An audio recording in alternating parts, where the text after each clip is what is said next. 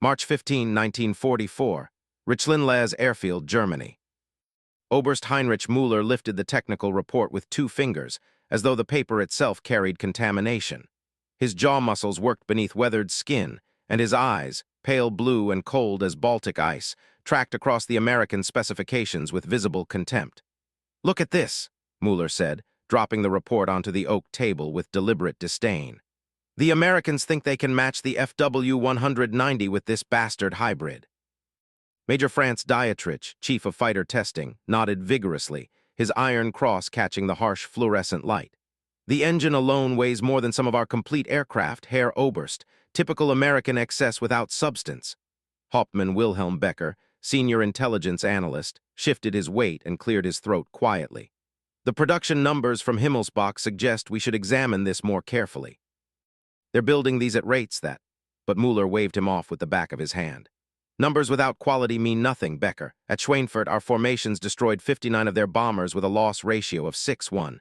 At Regensburg, 44 destroyed 5-1. At Ploesti, 53 7-1. He tapped the technical drawings with disdain.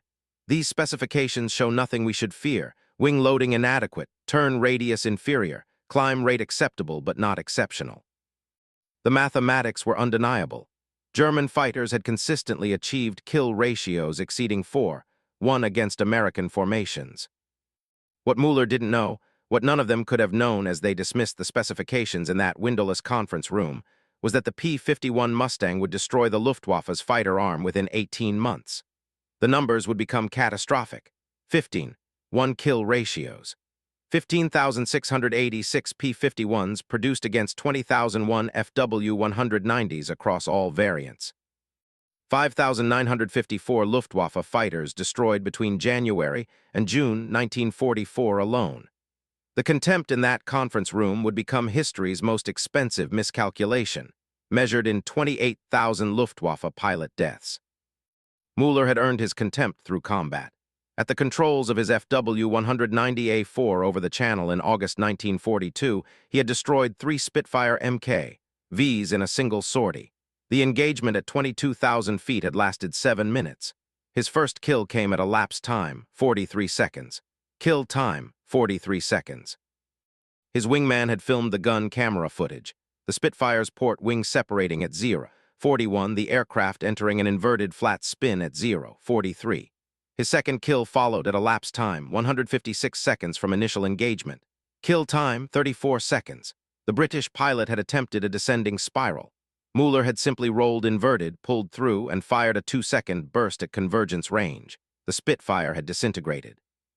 His third kill came as the British formation broke. Elapsed time from engagement start, 267 seconds. Kill time, 28 seconds. Total engagement duration, 7 minutes 14 seconds. Enemy losses, 7 Spitfires, 4 pilots killed, 3 captured. German losses, 0. Kill ratio, 7-0. The 20 ammunition expended in this 7-minute engagement exceeded the monthly allocation for an entire RAF fighter squadron in North Africa.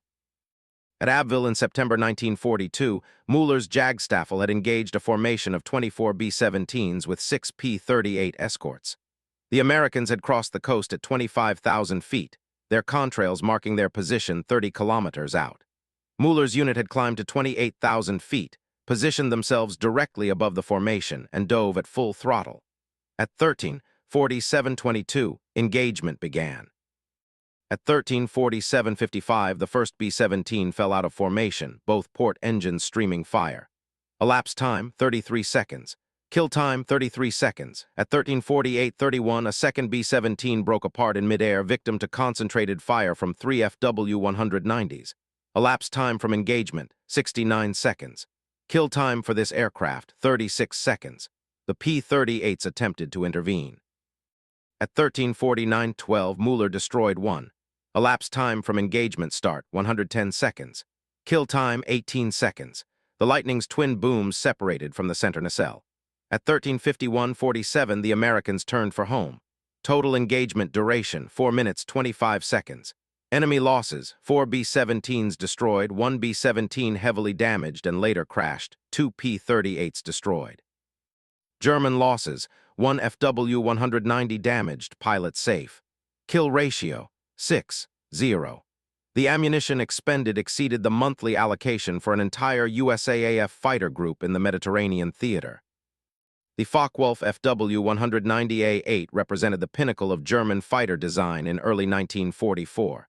Maximum speed, 408 mph at 20,600 feet. Service ceiling, 37,400 feet. Rate of climb, 2,350 feet per minute. Range, 497 miles with drop tank. Armament, 213 MG 131 machine guns with 475 rounds per gun, 220 MG 151 cannon with 250 rounds per gun, 220 MG 151 cannon in outer wings with 140 rounds per gun. Empty weight, 7,055 pounds. Maximum takeoff weight, 10,800 pounds. Wing loading, 46.8 pounds per square foot. Power loading, 5.5 pounds per horsepower. The BMW 801D2 radial engine produced 1,700 horsepower at takeoff, 1,440 horsepower at 18,000 feet. Roll rate, 360 degrees in 2.3 seconds at 250 mph. Turn radius at 250 mph, 985 feet. Fuel capacity, 115 gallons internal, 66 gallons external. The aircraft represented 8,400 man-hours of skilled labor and required 2,850 pounds of aluminum, 340 pounds of steel, 125 pounds of copper, and 45 pounds of rubber. German production facilities managed to produce 1,878 FW-190s in January 1944, a figure that represented maximum effort under constant Allied bombardment. Recent American failures had reinforced Müller's confidence. The P-38 Lightning, introduced with great fanfare, had proven vulnerable to German fighters at altitude. In January 1944 alone, Luftwaffe units had destroyed 127 P-38s over Western Europe with a loss of 31 German fighters. The P-47 Thunderbolt, while durable, lacked the range to escort bombers deep into Germany. During the January 11, 1944 raid on Oschersleben, American fighters had turned back at the German border due to fuel limitations. Luftwaffe fighters had then destroyed 34 bombers without a single American escort present. On February 4, 1944, poor weather had forced American bombers to abort their mission over Frankfurt. The German early warning system had detected them 40 minutes before they reached the target, allowing ample time for fighter deployment. On February 20, 1944, 41 B-17s and B-24s had been destroyed during raids on aircraft factories, the very facilities the Americans sought to eliminate. The mathematics seemed irrefutable. Müller's combat record extended beyond individual victories. As Staffelkapitän of 7 JG-26, he had led his unit to 214 confirmed kills between June 1942 and March 1944. His pilots had destroyed 97 four-engine bombers, 76 fighters, 31 twin-engine bombers, and 10 reconnaissance aircraft. The unit had lost 23 pilots killed and 14 wounded in the same period. Overall kill ratio, 9-3-1. Müller personally had achieved 47 confirmed victories, 31 fighters, 12 heavy bombers, 4 medium bombers. He had been shot down twice and wounded once. He had received the Knight's Cross in October 1942, the Oak Leaves in July 1943, and the Swords in January 1944. His tactical innovations, particularly the head-on attack against bomber formations, had been adopted throughout the Luftwaffe fighter arm. He had trained 67 pilots, 41 of whom had survived to become operational. His judgment in aircraft performance had never been questioned. His word carried absolute authority. Hauptmann Wilhelm Becker had served in Luftwaffe intelligence since 1940. He had analyzed captured British aircraft at Farnborough, examined Soviet types at Rechlin, and studied American designs at various testing facilities. His assessment reports had consistently proven accurate. In August 1942, he had warned that the Spitfire Mk.IX's increased performance would challenge German fighters. His warning had been dismissed. By October 1942, Spitfire Mk.IXs were achieving favorable kill ratios over France. In December 1942, he had reported that American industrial capacity far exceeded German intelligence estimates. His report had been filed without comment. In June 1943, he had documented the increasing range of American escort fighters. His analysis had been noted but not acted upon. In November 1943, he had submitted production figures showing American aircraft output exceeding German production by 4.1. His report had been reviewed and dismissed as impossible. In February 1944, he had provided evidence that American factories were producing fighters at rates exceeding 2,000 monthly.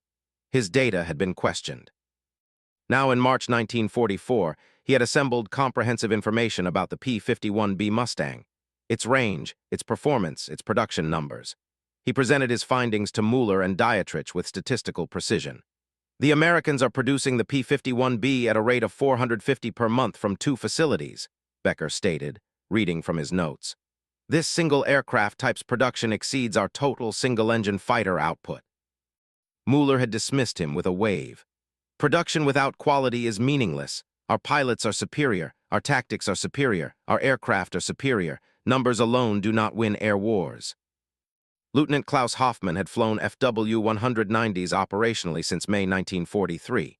He had 17 confirmed victories and had participated in more than 90 combat missions.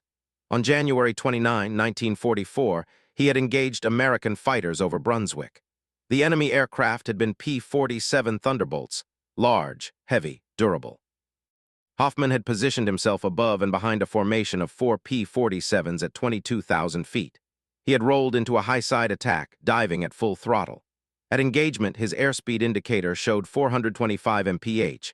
He had fired a 3-second burst at the trailing P-47 from 300 yards.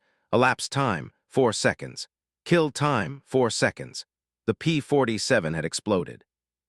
He had continued his dive, pulled up into a climbing turn, and engaged a second P-47 attempting to follow. At 19,000 feet, he had reversed into the American fighter and fired a 2-second burst. Elapsed time from initial engagement, 47 seconds. Kill time for second aircraft, 19 seconds. The P-47 had entered a vertical dive, streaming coolant. Hoffmann had climbed back to 24,000 feet and repositioned. 2 remaining P-47s had turned east, abandoning the bomber formation they were escorting. Total engagement duration, 3 minutes 12 seconds. Enemy losses, 2 P-47s destroyed. German losses, 0. Kill ratio, 2-0. Hoffmann had returned to base with 180 rounds of 20 and 240 rounds of 13 remaining. The ammunition expended in this 3-minute engagement exceeded the training allocation for an entire USAAF fighter squadron for 1 week. His after-action report had confirmed German fighter superiority. His experience had validated Müller's assessment. The mathematics seemed irrefutable. Ypsilanti, Michigan, November 1943. Walter Reuther stood in the center of the Willow Run bomber plant and watched B-24 Liberator No. 3000 roll off the assembly line. The facility produced 1 complete 4-engine bomber every 63 minutes. Every hour, another bomber. Every day, 38 bombers. Every week, 266 bombers. Every month, 1,140 bombers. In November 1943, America produced 9,615 military aircraft. Every 3 days, American factories produced more aircraft than Germany produced in an entire month. This single facility was producing more heavy bombers than the entire German aviation industry. In January 1942, America produced just 1,241 military aircraft monthly. By June 1942, production reached 3,942 monthly. By December 1942, production exceeded 6,000 monthly. By June 1943, production reached 7,821 monthly. By November 1943, single facilities were producing more aircraft daily than entire enemy nations produced weekly. This single facility was producing more aircraft than the entire Japanese aviation industry. Margaret Wilson, previously a seamstress at Hudson's department store in Detroit, now operated a riveting station producing vertical stabilizer assemblies for B-24 Liberators. Her station included a pneumatic riveter, a bucking bar, and a spacing template. She completed 1 stabilizer assembly every 14 minutes. Each assembly required 847 rivets precisely placed according to engineering specifications.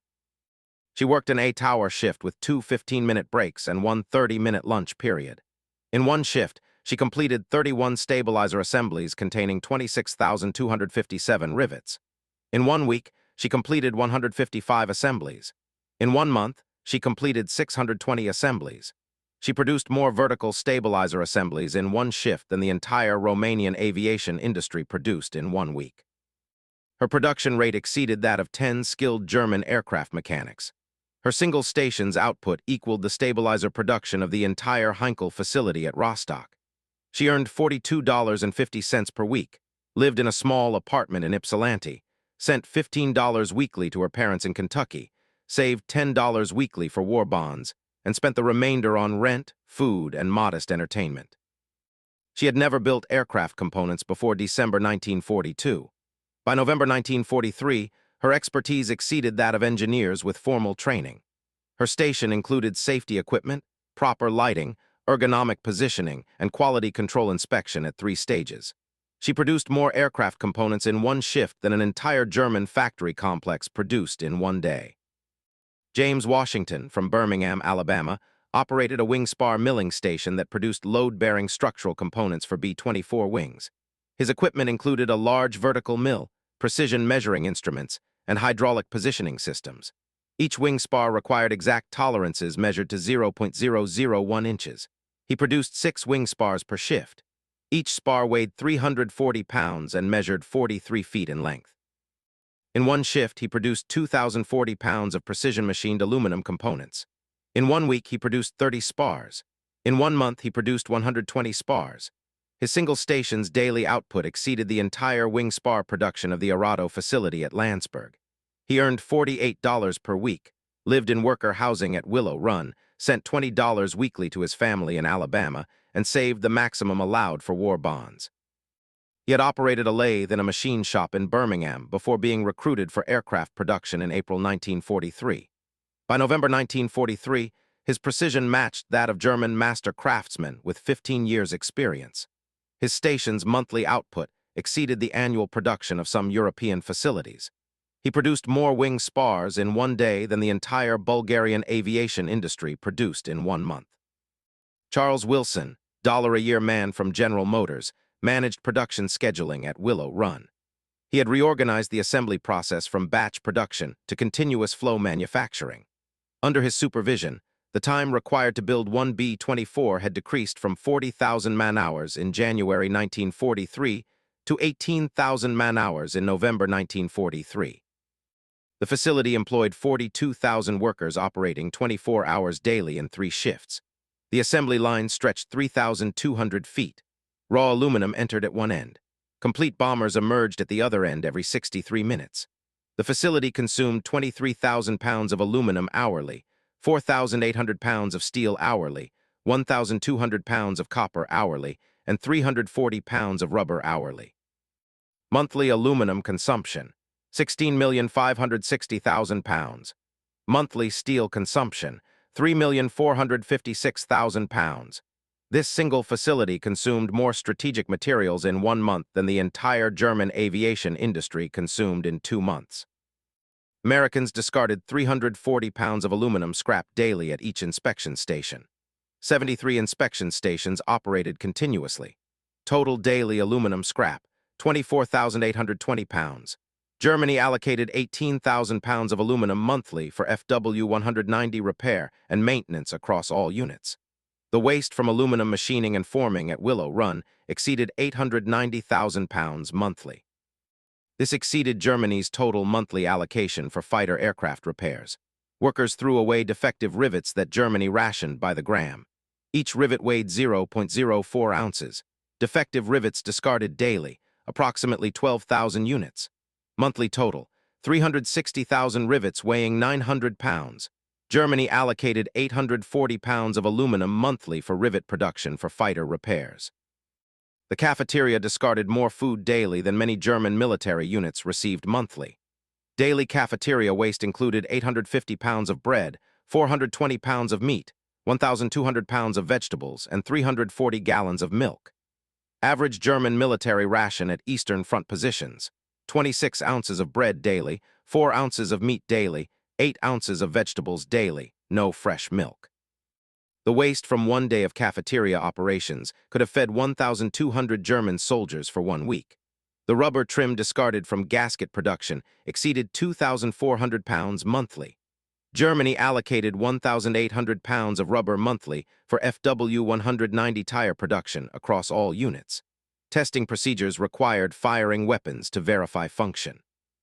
Ammunition expended in testing, 480,000 rounds of .50 caliber monthly. Germany allocated 420,000 rounds of 13 ammunition monthly for 3 Jagdschwaders. The scrap metal from 1 week of production errors weighed 14,000 pounds and could have built 12 complete Bf-109 airframes. Hauptmann Wilhelm Becker had obtained detailed intelligence reports about American production facilities through various sources including neutral observers, aerial reconnaissance photographs, and intercepted communications.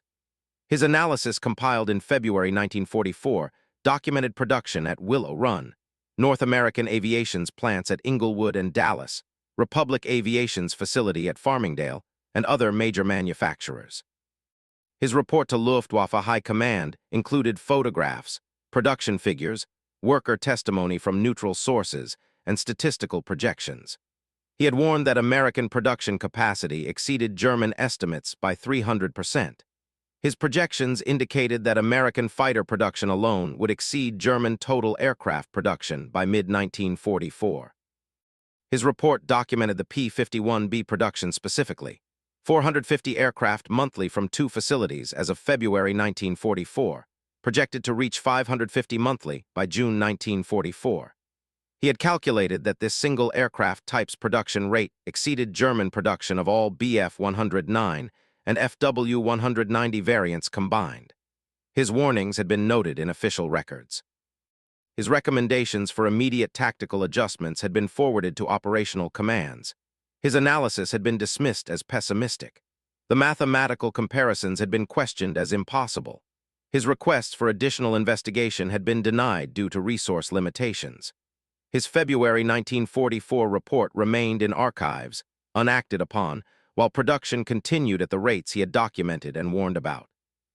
April 8, 1944, near Braunschweig, Germany, 11:47 hours.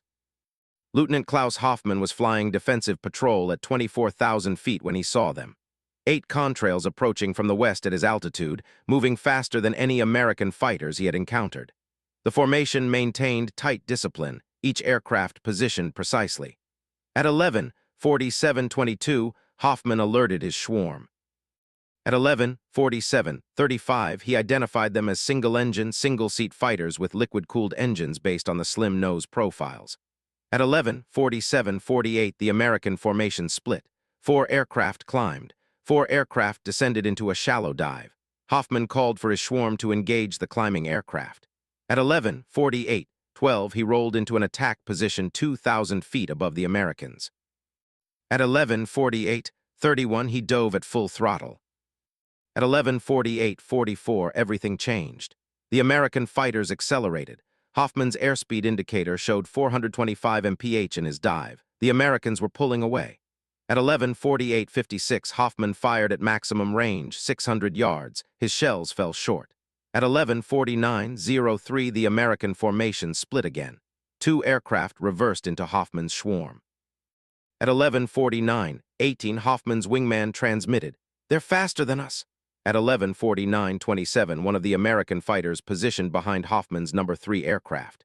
At 11:49:33, Hoffmann saw tracers. At 11:49:36, his No. 3 aircraft exploded.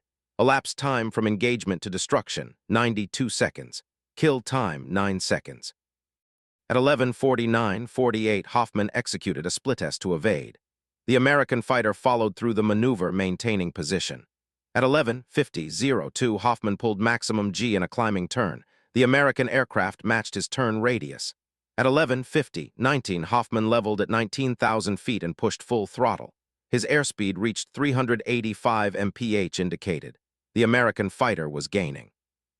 At 11:50:41, Hoffmann saw his No. 4 aircraft destroyed. Elapsed time from engagement to destruction, 157 seconds. Kill time, 8 seconds. At 11:51:03, Hoffmann dove for the deck, exceeding 450 mph. The American fighters did not pursue below 10,000 feet. Total engagement duration, 2 minutes 41 seconds. Enemy losses, 0. German losses, 2 FW-190s destroyed, 2 pilots killed. Kill ratio, 0-2. Hoffman returned to base at 12:23 hours with full ammunition load. He had not fired effectively.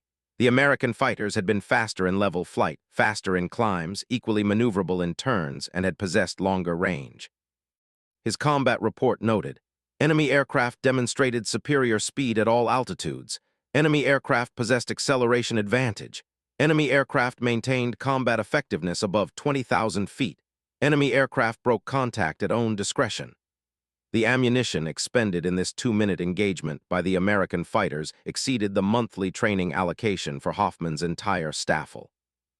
Oberst Heinrich Müller reviewed Hoffman's combat report with visible skepticism. "Impossible," he stated flatly to Major Dietrich. "The specifications for the P-51 do not support these performance claims. Hoffman misjudged their speed. Combat is confusing. He panicked." Dietrich nodded agreement. The P-51B's top speed is listed as 440 mph at 25,000 feet according to captured documents. This is only marginally faster than the FW-190A8's 408 mph. Hoffman probably encountered P-47s at optimal altitude. But Hoffman's report had been precise. Gun camera film from one of the destroyed aircraft had been recovered from the wreckage. The film showed the enemy fighter clearly, slim nose, ventral radiator scoop, bubble canopy partially visible. Not a P-47, not a P-38, something else. Becker had identified the aircraft from the film. P-51B Mustang. American serial numbers partially visible on the fuselage-matched known P-51B units recently deployed to England. Intelligence had dismissed the first reports as exaggerated. Pilots under stress misjudged speed and performance. Gun camera evidence was inconclusive. The Americans were employing psychological warfare, but reports continued. On April 10, 1944, near Hanover, 6 Bf-109s engaged American fighters at 26,000 feet. 2 Bf-109s were destroyed. The American fighters demonstrated superior speed and altitude performance. On April 13, 1944, near Kassel, 8 FW-190s engaged American escort fighters. 3 FW-190s were destroyed, 2 damaged. The Americans maintained combat effectiveness above 25,000 feet where German fighters struggled. On April 15, 1944, near Oschersleben, 12 Bf-109s attempted to intercept American bombers. American escort fighters prevented the German formation from reaching the bombers. 4 Bf-109s were destroyed before they could engage the bombers. The Americans were flying fighter types that maintained high performance at altitudes where German fighters operated at reduced efficiency. Hauptmann Wilhelm Becker reported to Luftwaffe High Command on April 18, 1944. His intelligence summary documented 17 separate engagements between April 8 and April 18 involving what pilots described as new American long-range fighters. German losses in those engagements: 47 aircraft destroyed, 31 damaged beyond immediate repair, 38 pilots killed, 19 wounded. American losses in the same engagements: 6 aircraft destroyed confirmed, 3 probably destroyed, 2 damaged. Kill ratio across all engagements: in Germany's favor or expressed differently 7-8-1 in America's favor. These are not acceptable exchange rates, Becker stated in his summary.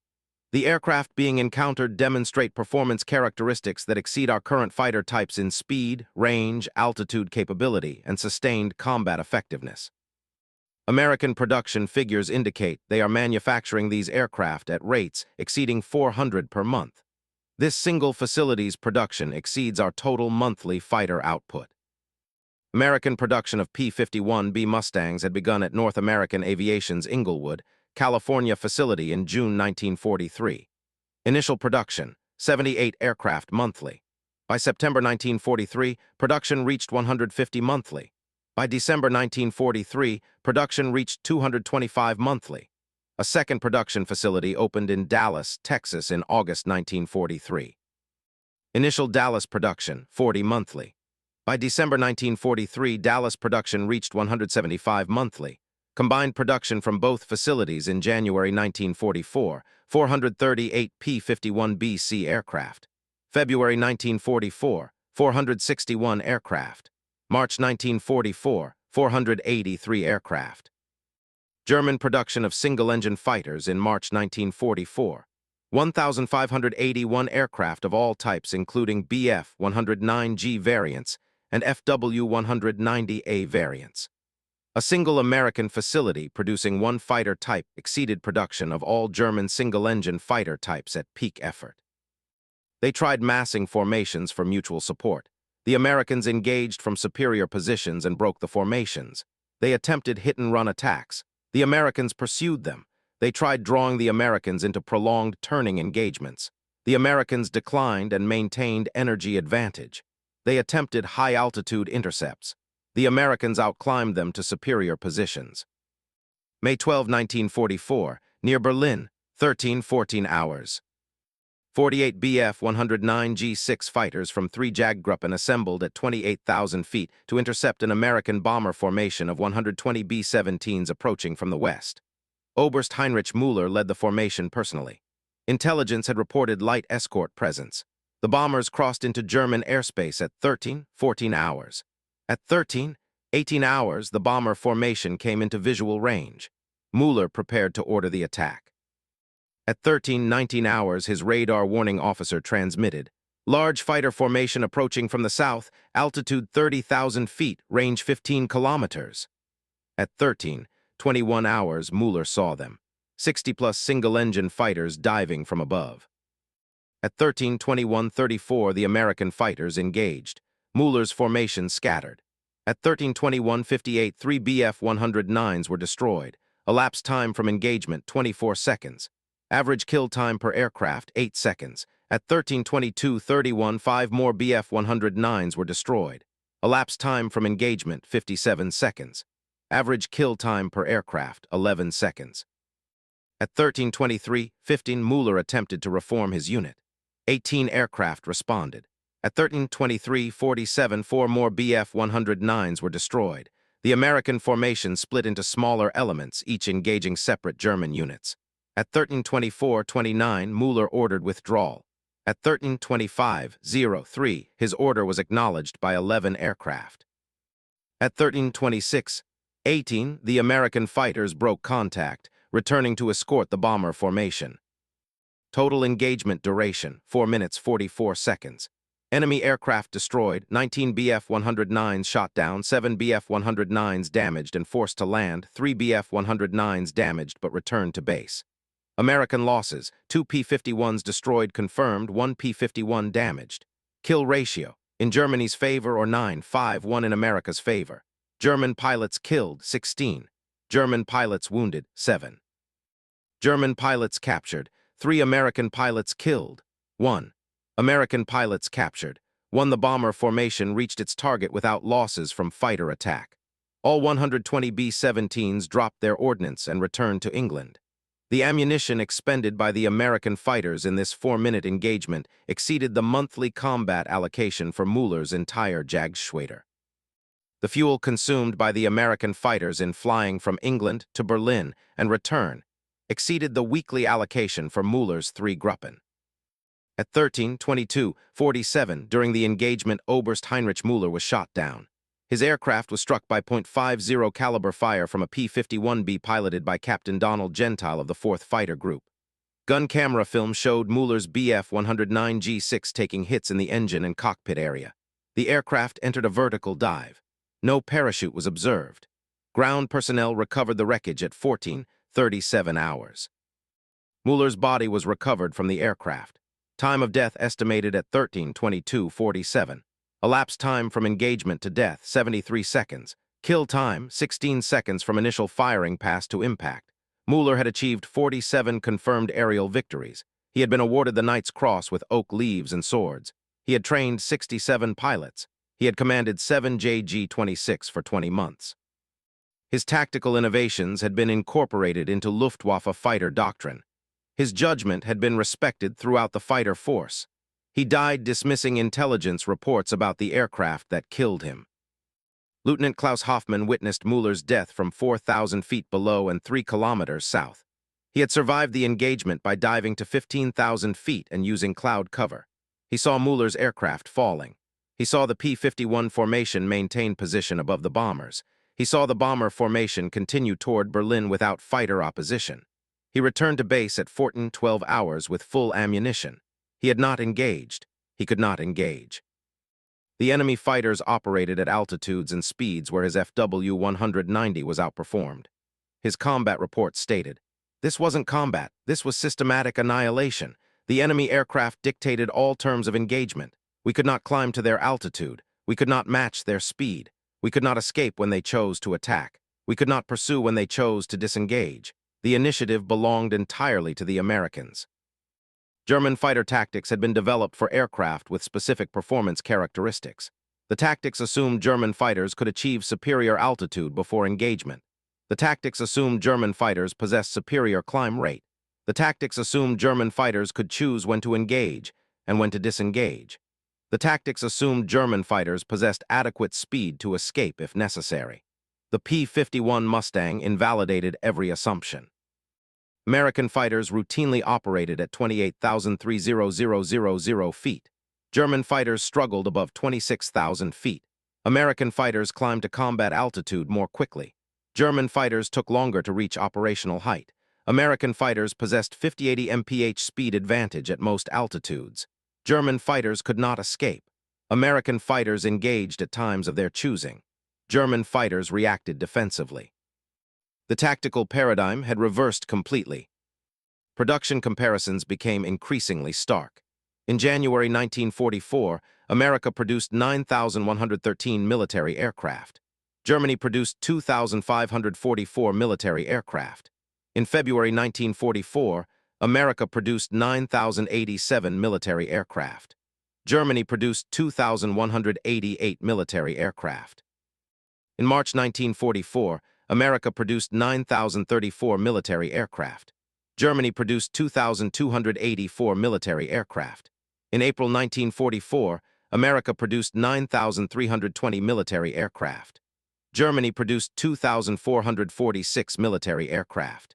In May 1944, America produced 9,644 military aircraft. Germany produced 2,577 military aircraft. Total American production January-May 1944, 46,198 aircraft. Total German production January-May 1944, 12,039 aircraft. A single American production facility producing B-24 bombers exceeded Germany's total bomber production. A single American facility producing P-51 fighters exceeded Germany's total long-range fighter production. At Willow Run, workers discarded 1,200 pounds of aluminum scrap daily from machining operations. Germany allocated 840 pounds of aluminum monthly for all Bf-109 repairs. At North American Aviation's Inglewood plant, defective components were scrapped at a rate of 480 pounds daily. Germany allocated 620 pounds of aluminum monthly for all FW-190 repairs. At Republic Aviation's Farmingdale facility, testing procedures consumed 240,000 rounds of .50 caliber ammunition monthly. Germany allocated 180,000 rounds of 13 ammunition monthly for an entire Jagdschwader's combat operations. At Boeing's Seattle plant producing B-17s, cafeteria waste exceeded 2,400 pounds of food daily. Average German fighter pilot daily ration at this time: 32 ounces of bread, 6 ounces of meat, 10 ounces of potatoes, no fresh milk, no fresh fruit except when available locally. The waste from American war production exceeded Germany's total allocation for similar purposes by factors ranging from 200% to 600%, depending on specific materials and categories. Hauptmann Wilhelm Becker's May 1944 intelligence summary documented the systematic destruction of the Luftwaffe fighter force. Between April 1 and May 31, 1944, German fighter losses exceeded 2,400 aircraft in all theaters, with the majority lost over Germany and Western Europe, defending against American bomber raids. In the same period, American losses of escort fighters totaled approximately 380 aircraft. Kill ratio for this 2-month period, approximately 6-3-1 in America's favor. German pilot losses: 994 killed, 428 wounded, 127 missing. American pilot losses from escort fighters: 216 killed, 89 wounded, 134 captured.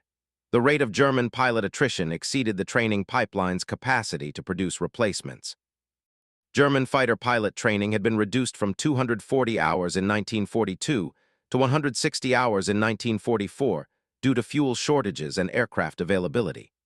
American fighter pilot training averaged 380 hours in 1944 and included extensive gunnery practice, formation flying, and combat tactics.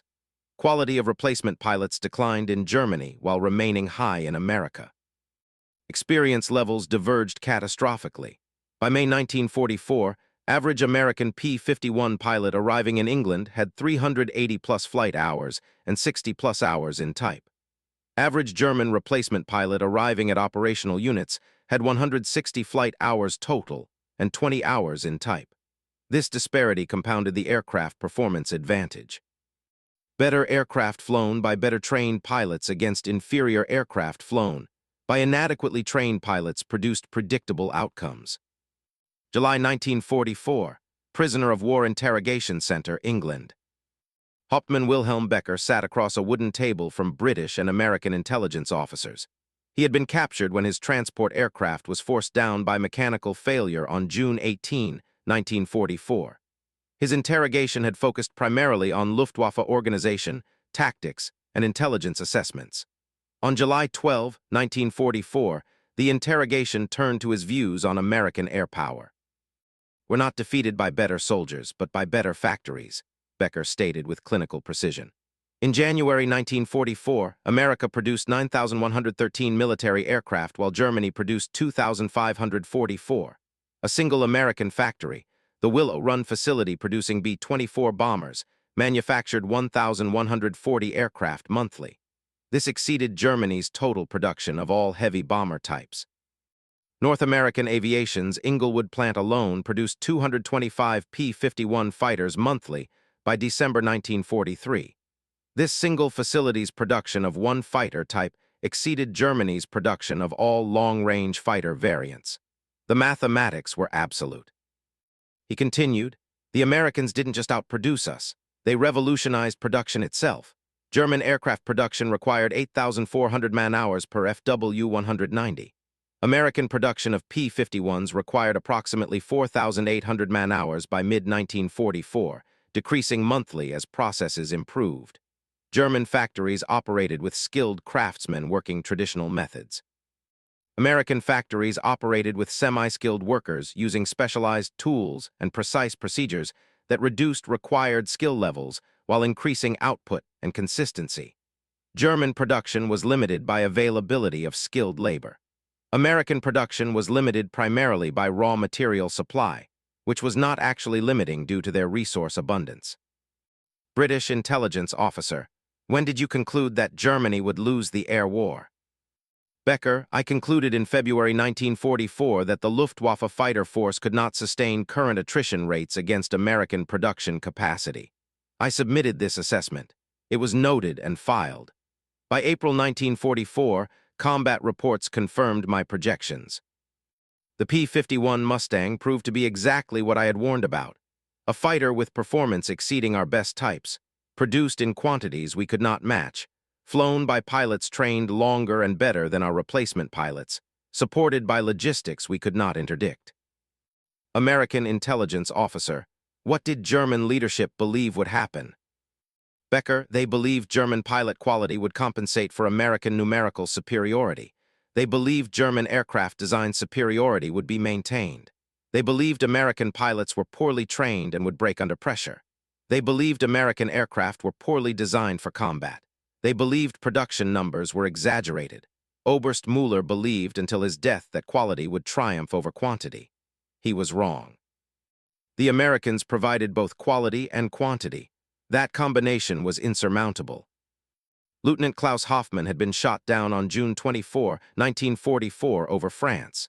His FW-190 had been damaged by ground fire during a low-level strafing mission.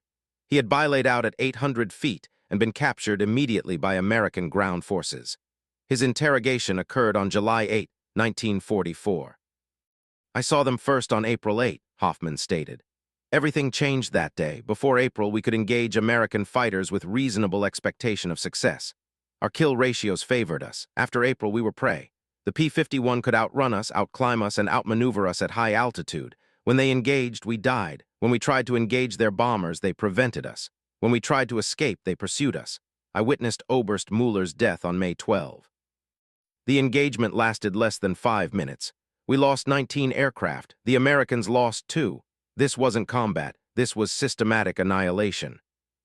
Interrogator, what were your orders?